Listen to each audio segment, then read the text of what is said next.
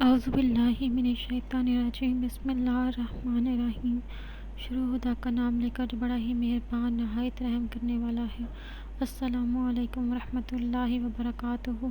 تمام سامعین کو ہمارے چینل کی طرف سے خوش آمدید۔ مجھے امید ہے کہ آپ سب لوگ خیریت سے ہوں گے۔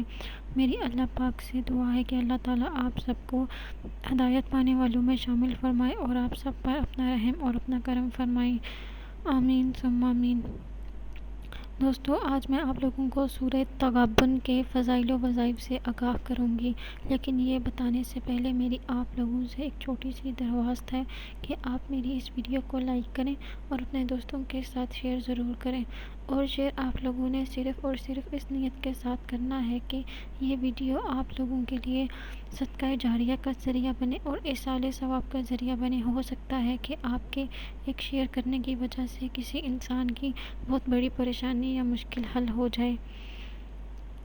دوستو، اب میں آپ کو سورہ تغابن کے فضائل و وظائف کے بارے میں بتاتی ہوں۔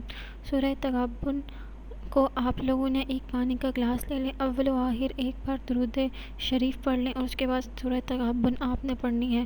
سورہ تغابن کو پانی پر دم کر کے اپنے مکان کے در و دیوار پر چھڑکنے سے آپ لوگ تعیون، ہیضہ اور اسیب وغیرہ کے لیے یہ بہت ہی مفید ہے اور آپ کو ان سب سے چھٹکارا حاصل ہو جائے گا۔ بڑی بڑی بیماریوں سے آپ لوگ بچ جائیں گے۔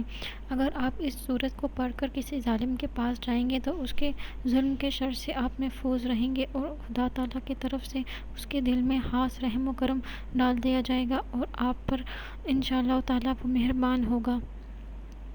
اس سورہ کو آپ اپنے روزمرہ کی معمولات میں سے ایک کام مختص کر لیں اور اس سورہ کو روز پڑھیں تاکہ اس کی برکت و فضیلت سے آپ لوگوں کے گھر میں بھی برکت رہے اور خوشحالی آتی رہے۔ دوستو، انشاءاللہ آپ سے پھر ملاقات ہوگی ایک نئی وظیفے اور ایک نئی ویڈیو کے ساتھ۔ تب تک کے لیے اللہ حافظ و ناصر۔